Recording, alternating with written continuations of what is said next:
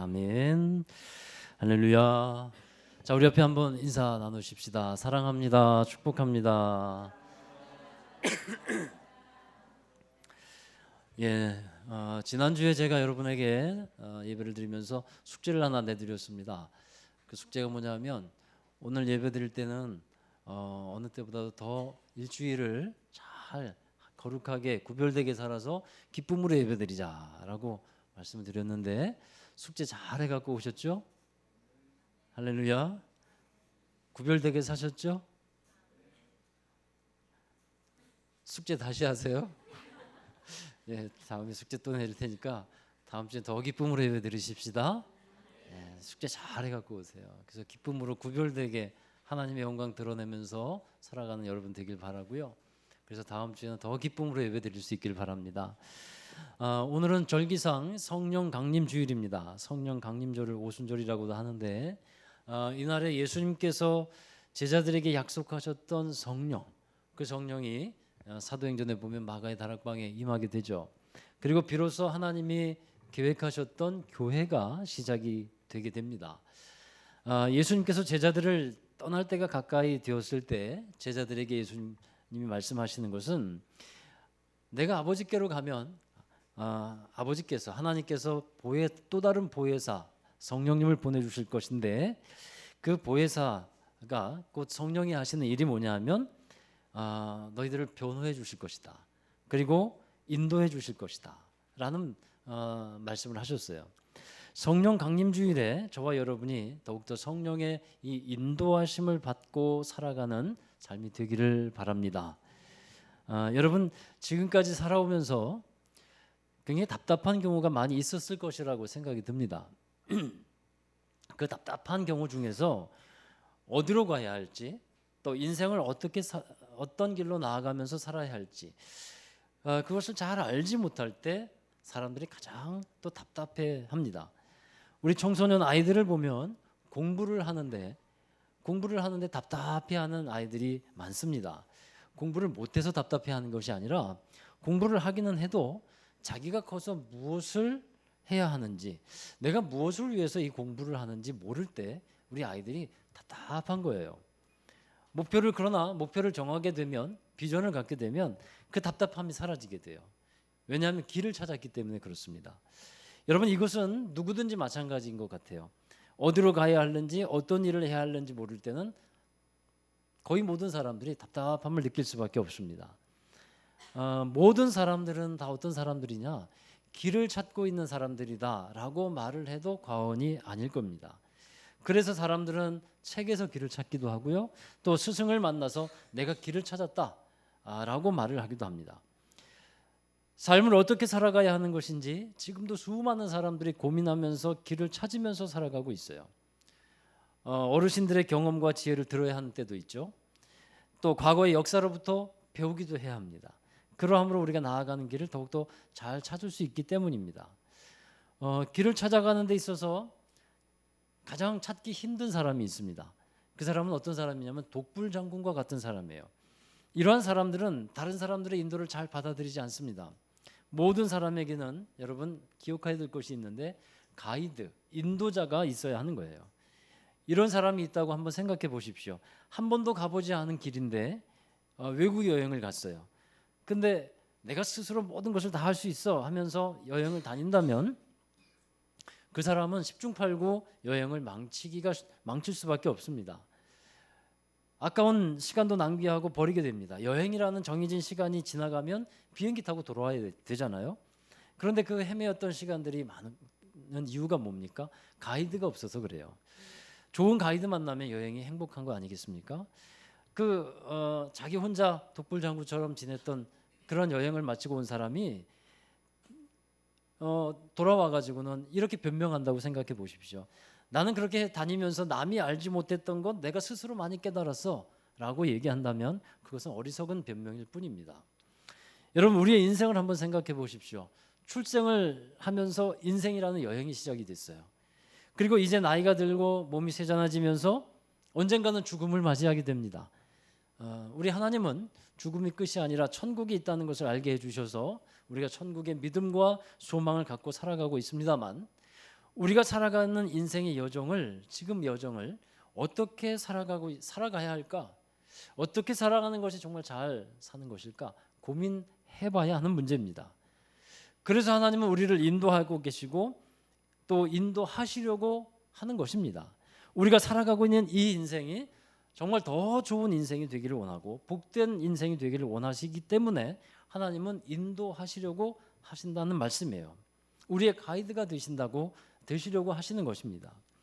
오늘 말씀에 보면 이스라엘 백성들이 이제 애굽에 나와서 광야에서 살아가는 그 배경을 하고 있습니다. 이스라엘 백성들은 광야에서 40년을 살아가게 되잖아요. 정말 그 40년 동안 광야에서 산다는 것 고되고 너무도 힘든 일이었습니다. 뜨거운 햇빛과 광야의 그 세찬 모래바람을 이겨야 됐고 또 맹렬한 추위와도 싸워야 했고 또 무서운 그런 두려운 맹수와도 싸워야 했습니다. 자, 그런 상황에서 하나님은 그들을 보호하시면서 그 광야를 인도해 주셨다라는 것입니다. 그들을 인도하실 때 하나님께서 이스라엘 백성들을 인도하실 때 사용한 것이 무엇입니까? 구름과 불이었어요. 구름 기둥과 불 기둥으로 그들을 인도하셨다고 말씀하고 있습니다. 성막 위에 구름이 머물러 있을 때 이스라엘 백성들은 어떻게 해야 되냐면 그 진영에 머물러 있어야 됐어요. 근데 구름이 떠올라요. 그러면 이제 이동을 하기 시작하는 겁니다. 그렇게 구름을 따라서 이동을 하다가 어느 곳에 구름이 머물러 있게 되면 그곳에 이제 짐을 풀고 또 진영을 정비하고 머물러서 살게 됩니다. 여러분, 이스라엘 백성들의 삶은 성막 중심의 삶이었어요. 하나님이 만나 주시겠다고 그 지으라고 하신 성막을 딱 지어놓고 말씀하신 대로 지어놓고 그 성막 주위로 12지파가 진을 치고 살도록 했습니다. 성막을 가운데 놨어요. 그리고 모든 사람이 모여 있는 모습이에요. 성막 중심이죠. 하나님 중심이에요. 다 하나님을 바라보고 성막을 바라보고 그 성막이 나중에 성전이 되죠. 또 교회가 되고 그러니까 교회 중심으로 그렇게 살아가는 모습인 겁니다. 이스라엘 백성들이 성막을 보면서 주의 깊게 봐야 되는 것이 있었는데 그것이 바로 성막 위에 구름이었다라는 겁니다.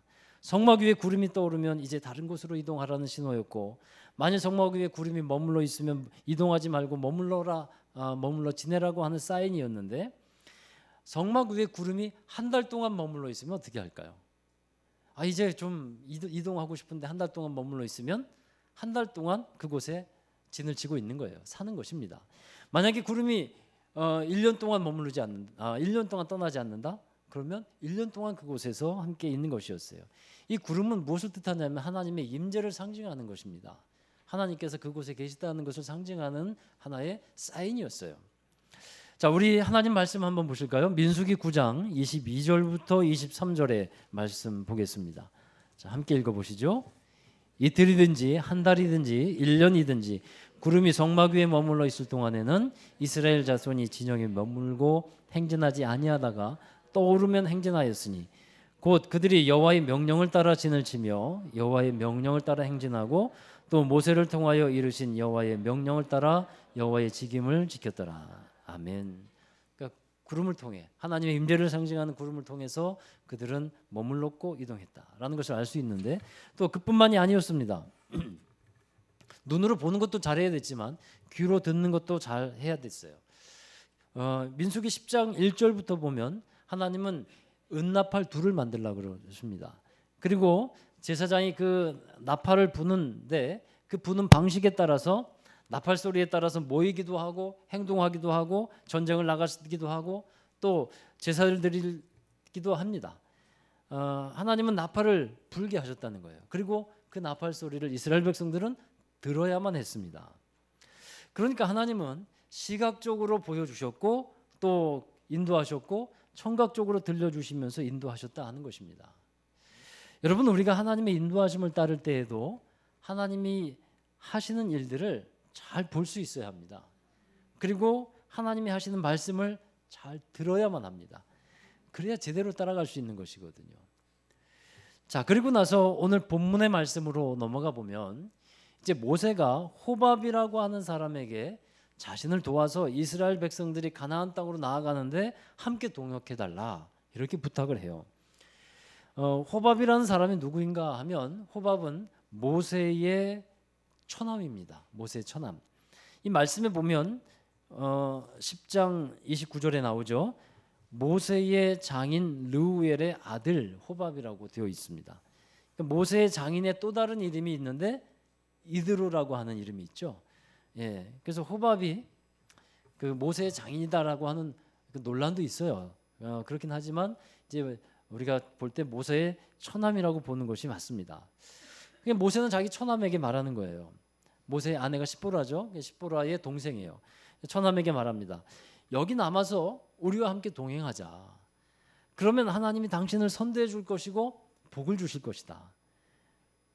자, 그런데 이 호밥은 생각이 달랐어요. 자신은 자기 고향과 친족에게로 돌아가려고 합니다. 호밥은 이 미디안 광야가 고향입니다. 그래서 모세가 애굽에서 왕자의 생활을 하다가 이제 죄를 짓고 나서 광야로 도망 나오지 않습니까? 그때 미디안 광야로 나오잖아요. 그때 아내 시보라를 만나게 됐고 이제 아내와 함께 미디안 광야에서 40년을 살아가게 됩니다. 그러니까 호밥은 그리로 돌아가겠다 하는 거예요. 그러자 모세가 다시 처남에게 부탁을 합니다. 당신이 남아 주어야 합니다. 당신이 우리에게는 꼭 필요한 사람입니다. 이렇게 부탁을 하는 거예요. 자, 민수기 10장 31절의 말씀을 함께 찾아서 읽겠습니다. 모세가 이르되 청하건대 우리를 떠나지 마소서. 당신은 우리가 광야에서 어떻게 지칠지를 아나니 우리의 눈이 들이다. 아멘. 그러니까 모세가 말합니다. 당신의 눈, 호밥의 눈, 호밥의 지혜, 이게 필요하다는 겁니다. 하나님이 구름 기둥을 통해서 보여주셨고 나팔 소리를 들으면서 각 지파별로 일사불란하게 이동을 하게 하는 것입니다. 그런데 어디엔가 멈추게 하셨잖아요. 그러면 그곳에 진을 쳐야 되는데 200만이나 되는 사람들이 성막을 중심으로 반경 수 킬로미터를 이렇게 둘러서 진을 치게 됩니다. 그런데 그 광야 지역의 지형과 특징을 잘 알고 있는 사람이 필요한데 광야에서 잔뼈가 굵은 사람이 필요한 거예요. 그게 바로 호밥이었다는 거예요. 그래서 모세는 호밥에게 부탁하는 겁니다. 당신이 갖고 있는 재능과 은사와 당신이 갖고 있었던 그 경험이 우리에게 너무도 필요하고 이 당신의 그것을 하나님께서 사용하신다면 정말 귀중한 것이 될 것입니다. 자, 그리고 나서 호밥은 이제 모세를 도와서 함께 일을 하게 됩니다. 자, 이것이 오늘 본문의 말씀입니다. 여러분, 이 말씀을 통해서 우리는 하나님의 인도하심에 관한 몇 가지 중요한 교훈을 깨닫게 되는데, 첫 번째는 하나님은 우리를 인도하시는 분이라 하는 말씀입니다. 아주 당연한 말씀이지만요, 하나님이 우리를 인도하신다, 너무도 당연한 말씀이지만 우리는 이 사실을 잊어버리고 살 때가 너무나 많습니다. 하나님이 우리의 갈 길을 인도하신다는 것, 그것은 우리가 가야 할 길을 가장 잘 알고 계신다는 거예요. 할렐루야. 하나님이 성막 위에 구름을 통해서 가야 할 때와 멈춰야 할 때를 알게 해주셨잖아요. 그것처럼 성막 위에 구름이 머물러 있으면 하나님이 함께 하신다는 것인데, 성막이 떠오르면요, 무슨 뜻이냐면 하나님이 앞서 가시겠다는 거예요.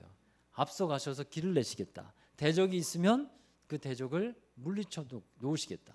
그러니 너희들은 따라만 와라 하는 말씀이었습니다. 하나님은 어느 때가 가장 좋은 것인지, 또 어느 것이 가장 좋은 것인지를 우리를 위해서 가장 잘 알고 계시는 분이기 때문에 하나님은 우리를 인도하시려고 하는 겁니다. 그렇습니다, 여러분. 우리가 알고 인정해야 되는 것은 바로 이겁니다. 하나님이 우리를 가장 잘 알고 계신다. 그래서 우리는 하나님의 인도하심이 있어야만 정말 잘 살아갈 수 있는 인생이 되는 것입니다. 하나님이 우리를 인도해 주시지 않는다면 우리는 방황하면서 살아갈 수밖에 없어요. 하나님의 인도를 잘 따라가야 우리는 방황하지 않습니다. 여러분, 다윗은 시편 23편에서 이렇게 고백을 하고 있어요. 여호와는 나의 목자시니 내게 부족함이 없으리로다. 하나님이 목자가 되신다라고 말씀하는데, 그러면 우리는 양이 된다는 거죠. 양은 목자가 없으면 살아갈 수 없습니다. 우리는 목자 없으면 살 수 없는 겁니다. 목자가 없는 양은 길을 잃은 양이 되고 가장 불쌍한 양이 되는 것입니다.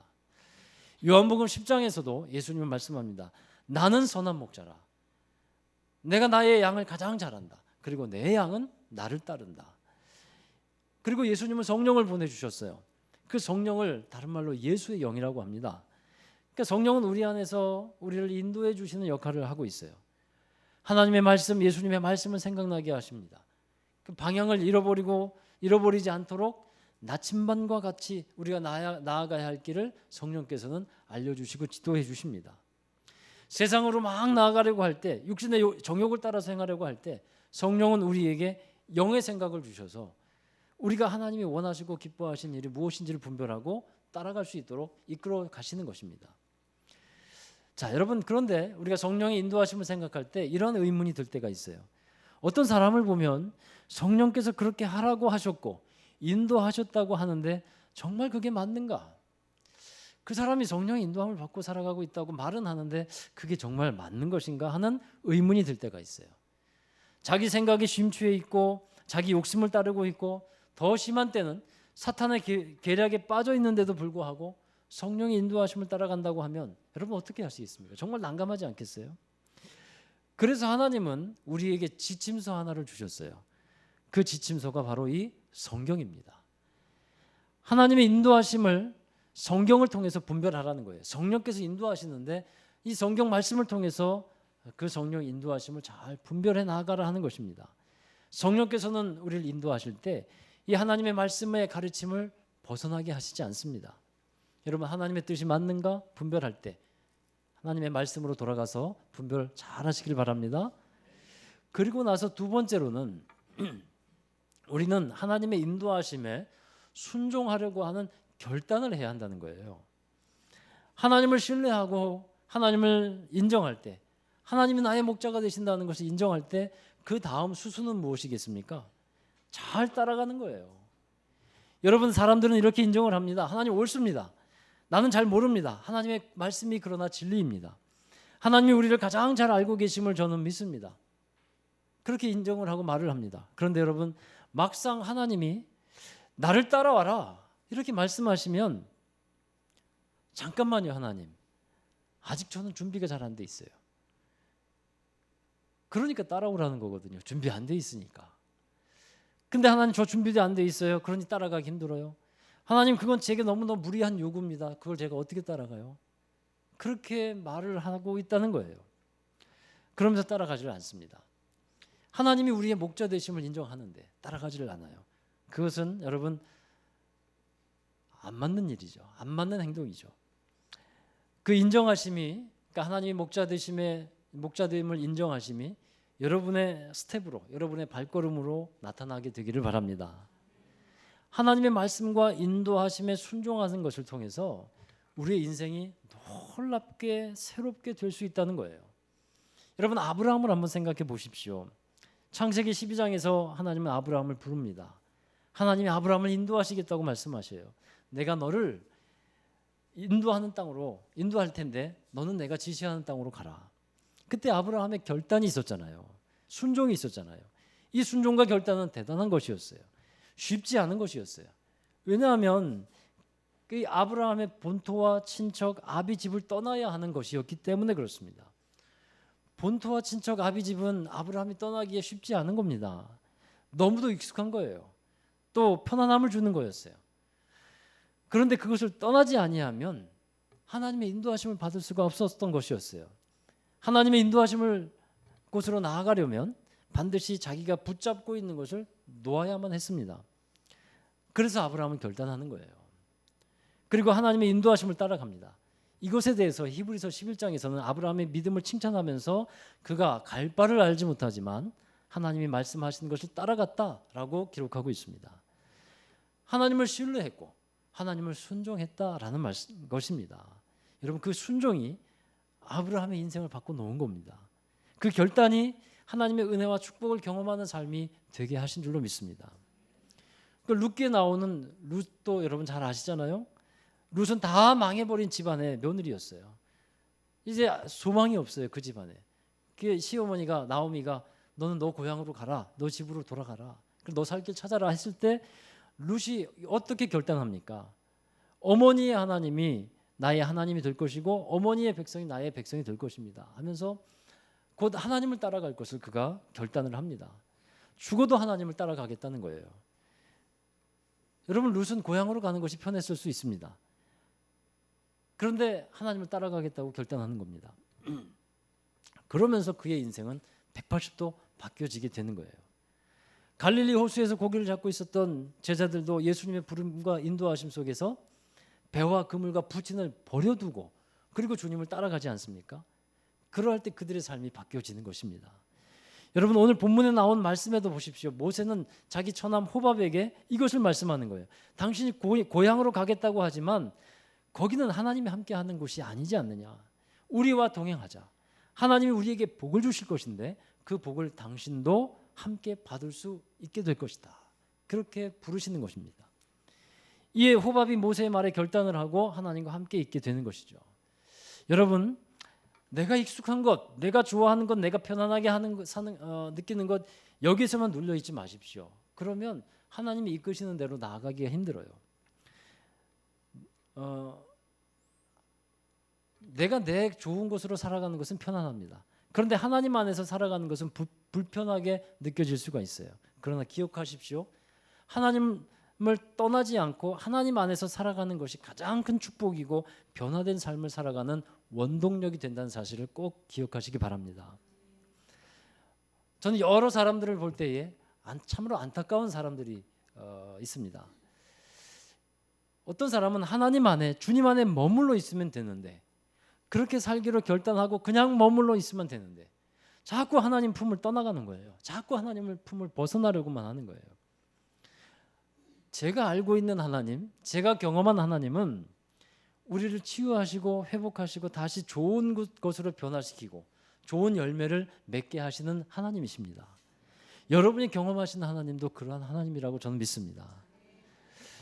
그래서 그 열매 맺는 방법이 무엇이라고 예수님은 가르쳐 줍니까? 나의 안에 거하라. 나의 안에 거하라. 나의 말씀 안에 살고 있으면 된다. 이것을 예수님은 가르쳐 주고 있어요. 요한복음 15장에서 포도나무의 비유를 통해서 말씀하시는 것이 그거잖아요. 포도나무 가지에 해당되는 우리 보고 단지 그냥 포도나무에 붙어만 있어라. 붙어만 있어라. 이것을 알려주고 있습니다. 열매를 맺기 위해서 스스로 열심히 노력한다고 되는 것도 아니고 일단 제일 중요한 것은 주님께 붙어 있으면 된다는 거예요. 주님 안에 머물러 있으면 된다는 것입니다. 그러면 자기도 모르는 사이 어느새 좋은 열매 맺는 사람이 된다는 거예요. 여러분 붙어 있는 게 뭐가 어렵습니까? 붙어 있는 게 어렵습니까? 여러분 이제 예배 드리고 집에 가시다가 포도나무가 별로 없을 거니까 은행나무든 벚나무든 그 나무 앞에 한번 서보세요. 그리고 가지를 보세요. 그리고 가지에게 물어보세요. 남들이 미쳤다고 해도 한번 물어보세요. 가지야 힘드냐? 붙어 있어서. 그리고 가지가 대답하는 얘기를 들어보세요. 여러분 뭐라고 얘기하나? 힘들어 죽겠어요. 그러면 그런 이상한 거죠. 한번 들어보세요.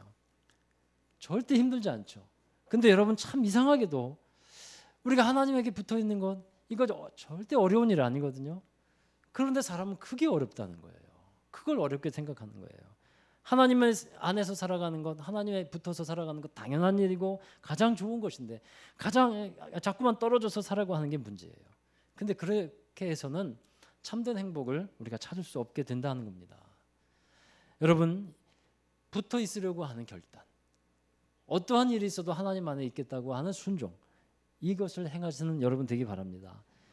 주님을 주인으로 받아들이지 않은 분들이 여기 계시다면 예수님을 영접한다고 하는 결단을 하십시오. 그리고 여러분의 마음으로 여러분의 입으로 고백하십시오. 주님은 나의 주님이십니다. 그리고 그 말씀을 따라서 살아갈 것을 요구하시고 따라오라고 하시는데 행동이 따라가지 않는 분들은요 또한 순종할 것을 결단해 보시기 바랍니다. 그렇게 될 때 하나님의 놀라운 역사를 경험하게 되는 그것이 하나님의 법칙인 것입니다. 자, 여러분 그리고 마지막으로는 하나님의 인도를 따라가는 우리에게 필요한 것은 하나님을 신뢰하는 마음이 있어야 한다는 거예요. 이스라엘 백성들이 광야로 나옵니다. 근데 그들은 이 광야 생활을 하면서 하나님께 불평하고 원망하는 일이 많았어요. 하나님이 왜 이렇게 우리를 어려운 길로 인도하시냐 하는 것이었어요.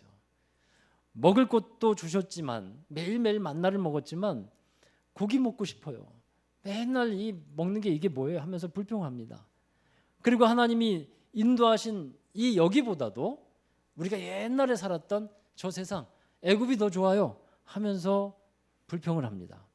여러분, 이 불평의 근원은 어디에 있냐면 하나님을 신뢰하지 못하기 때문에 생겨나는 것입니다. 하나님의 인도하심을 따라가는 사람들은 아버지 하나님을 항상 신뢰하면서 살아가게 되는 거예요. 다윗이 하나님의 인도를 따라갈 때 그는 이렇게 고백합니다. 시편 23편 4절의 말씀 함께 읽어보시죠. 시작. 내가 사망의 음침한 골짜기로 다닐지라도 해를 두려워하지 않을 것은 주께서 나와 함께 하심이라. 주의 지팡이와 막대기가 나를 안위하시나이다. 아멘. 다윗이 시편 23편에서 무엇이라고 처음에 고백합니까? 여호와는 나의 목자십니다라고 고백하잖아요. 그 목자가 인도하는 곳, 푸른 초장과 쉴만한 물가로 인도하는 것이라고 믿고 있었는데 웬일입니까? 사망의 음침한 골짜기로 목자가 인도하시는 거예요. 실제로 다윗은 사망의 음침한 그런 골짜기를 지나는 것과 같은 엄청난 시련을 많이 겪었어요. 그럼에도 불구하고 그 가운데서 다윗은 하나님을 신뢰하는 것입니다. 그것이 다윗의 믿음이었고 다윗의 그 믿음을 하나님은 정말로 귀하게 여기셨다는 것입니다. 여러분, 하나님이 이스라엘 백성들을 왜 광야로 인도하실까요? 왜 광야를 인도하시냐 하면 그래야만 가나안 땅으로 들어갈 수 있기 때문에 그래요. 지금 이스라엘 백성들은 너무 교만해져 있어요. 자기들의 생각이 너무도 강합니다. 그래서 하나님의 인도를 제대로 받을 수가 없어요. 그러한 상태로 가나안 땅에 들어가면 하나님의 나라를 이룰 수 있을까요? 자기 생각이 강한 상태로, 교만한 상태로 하나님의 나라를 이룰 수가 없습니다. 그러나 광야로 가면 더 낮아지잖아요. 하나님만 바라볼 수밖에 없고 겸손해질 수가 있거든요. 그 교만한 것이 꺾여지고 은혜 받을 수 있거든요. 그래서 광야로 나아가게 하시고 걷게 하시는 것입니다. 여러분, 광야와 같은 인생길을 가기 좋아하는 사람이 어디 있겠습니까? 그러나 여러분, 하나님을 신뢰하시기 바랍니다. 하나님은 우리가 더 준비되기를 바라고 계십니다. 하나님은 우리가 더욱더 하나님을 신뢰하고 순종하기를 기대하고 계시는 것입니다. 우리가 그렇게 될 때 나의 생각보다 더 크신 하나님, 그 하나님의 놀라운 역사를 경험하게 될 줄로 믿습니다. 우리 교회 김성용 집사님 지난주에도 그런 말씀을 나눴는데 길을 만드는 회사에 다니고 있잖아요. 이제 지난주에 그런 말씀을 나눴어요. 우리나라는 정말 전국에 길을 너무도 잘 만든다라는 얘기를 나눴습니다. 산이 많은 나라잖아요. 근데 우리나라는 산을 뚫으면서 길을 엄청 잘 내요. 그리고 여기저기 길을 만들어 놓고 지금도 수많은 길을 만들고 있고 산 속에도 또 심지어 바다 속에도 우리나라는 길을 만들어 놔요. 물론 다른 세계에서도 그런 나라가 있지만 여러분, 우리 하나님이 바로 이와 같이 길을 내시는 분인 줄로 믿습니다. 광야에서도 길을 내셨어요. 홍해 가운데서도 길을 내셨습니다. 산이 있어도 그 산을 넘어가게 하시는, 또 지나가게 하시는 길을 내시는 분입니다. 요단강에서도 길을 내셔서 가나안 땅에 들어가게 하셨습니다. 우리의 인생에서도 하나님은 우리의 길을 가장 잘 알고 계신 분임을 믿습니다. 우리의 길을 내시는 분이에요. 높은 산이 있고 광야가 있는 우리의 인생길에 하나님은 길을 내셔서 하나님이 마침내 약속하시는 땅으로 인도하시는 분임을 믿습니다. 여러분, 예수님이 이렇게 말씀하셨죠. 나는 곧 길이요, 내가 곧 길이요. I am the way. 우리의 인생의 참된 길은 예수님 안에 있는 줄로 믿습니다. 여러분, 길을 찾으십시오. 그러나 그 길을 어디에서 찾으시냐면 길 되신 예수 그리스도 안에서 찾으시는 여러분 되기를 주의 이름으로 축원합니다. 기도하겠습니다. 하나님 감사합니다. 우리의 길이 되신 주님을 찬양합니다. 우리가 어떻게 살아가야 할지 우리는 잘 알지 못합니다. 그러나 빛 되시고 길 되신 주님께서 우리를 인도하고 계시고 또 성령께서 우리와 함께 계셔서 우리를 인도하고 계심을 감사드립니다. 늘 주님의 은혜 가운데 살아가는 저희들이 되게 하시고 주님의 말씀에 순종하며 주님께서 이끄시는 곳에 따라가며 순종하며 참된 변화와 치유와 회복과 놀라운 주님의 은혜를 경험해 나가는 우리의 인생이 되게 하여 주시옵소서. 마침내 주님께서 약속하신 땅으로 우리를 인도하실 때 풍성한 기쁨이 넘치게 하여 주실 것을 믿고 우리 주 예수님의 이름으로 기도하옵나이다. 아멘. 우리 다 함께 자리에서 일어나셔서 파송과 결단의 찬송을 함께 부르겠습니다. 나의 가는 길 주님께서 인도하십니다. 나의 가는 길, 이 영어 제목이 God will make a way입니다. 주님께서 길을 만들어 가고 계십니다 라는 찬양입니다. 우리 믿으시고 신뢰하시면서 찬양으로 고백합니다. 나의 가는 길, 나의 가는 길 주님 인도하시네. 그는 보이지 않아도 날 위해 주 나의 인도자, 주 나의 인도자 항상 함께 하시네. 사랑과 힘 베푸시며 인도하시네. 인도하시네. 나의 가는 길 주님 인도하시네. 나의 가는 길 주님 인도하시네. 그는 보이지 않아도 날 위해 일하시네. 주 나의 인도자 항상 함께 하시네. 사랑과 힘 베푸시며 인도하시네. 인도하시네. 광야에 길을 만드시고 날 인도해. 사막에 강 만드신 것 보라. 하늘과 땅 변해도 하늘과 땅 변해도 주의 말씀 영원히 내 삶 속에 새 일을 행하리. 나의 가는 길 나가 주님 인도하시네. 주님 인도하시네. 그는 보이지 않아도 날 위해 주님은 나의 인도자. 임마누엘로 항상 함께 하십니다. 하시네. 사랑과 힘 베푸시며 인도하시네.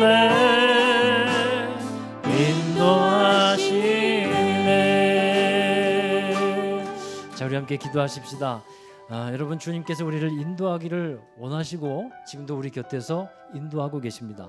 그러나 중요한 것은 우리가 하나님의 그 인도하심에 순종하며 나아가는 것입니다. 내 뜻대로 내 생각대로 나아가는 것이 아니라 하나님 말씀에 따라 성령의 인도하심에 따라 살아가겠습니다. 하나님 나를 인도하여 주옵소서. 나의 길을 가장 잘 알고 계신 주님 인도하여 주옵소서. 주님 말씀 따라 순종하며 아브라함처럼 룻처럼 주님의 제자들처럼 다윗처럼 나아가겠습니다. 우리 함께 동성으로 기도하며 결단하며 나아갑니다. 기도하시겠습니다.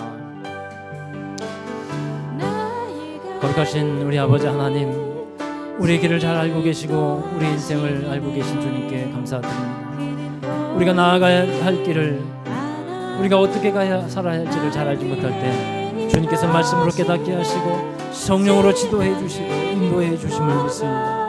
하나님, 우리 곁에 계셔서 보혜사 성령으로 변호하시고 인도하고 계신 주님, 주님께서 인도하고 계시는 그 길을 우리 믿음으로 순종하며 나아가게 하여 주옵소서.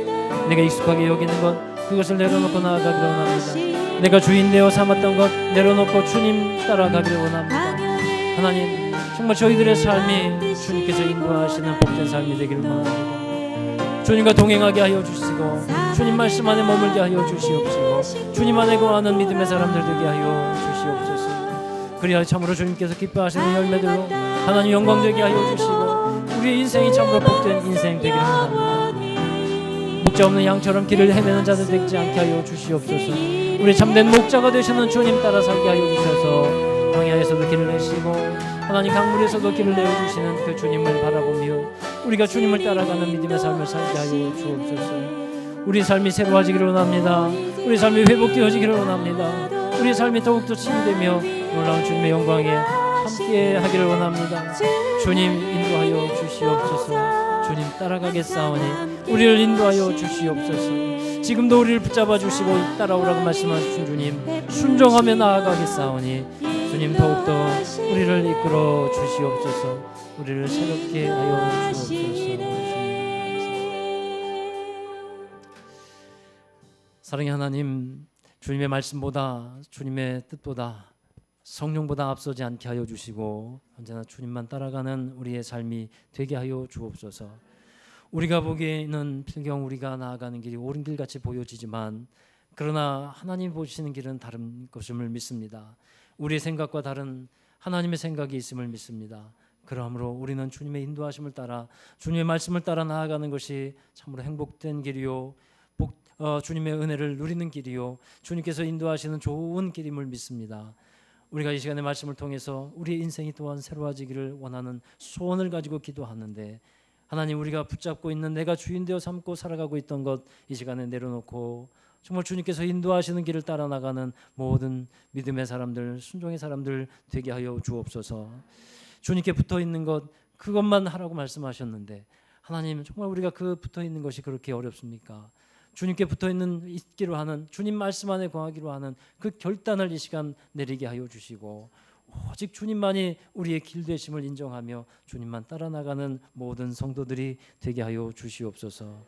그래야 가는 길에 주님 동행하실 때 주님께서 이루시는 놀라운 일들을 경험하게 하시고 사망의 음침한 골짜기와 같은 또 광야의 길과 같은 그러한 길을 갈지라도 언제나 주님의 함께 하심을 신뢰하며 지키시고 보호하시고 안위하시는 그 하나님의 놀라운 손길을 경험하며 안전하게 하시는 주님을 찬양하며 나아가는 우리 성도들 되게 하시고 마침내 푸른 초장과 쉴 만한 물과 또 주님께서 약속하신 그 가나안 땅으로 나아가는 모든 성도들이 되도록 축복해 주시옵소서. 우리 모든 성도들 또 함께 예배드리며 주님의 말씀 안에 한 주간 거하기를 원하고 진정 주님과 함께하는 믿음의 삶을 살아가는 거룩한 주의 나라 백성 되게 하여 주옵소서. 다음 주와 함께 승리의 기쁨을 노래하며 예배하게 하여 주옵소서.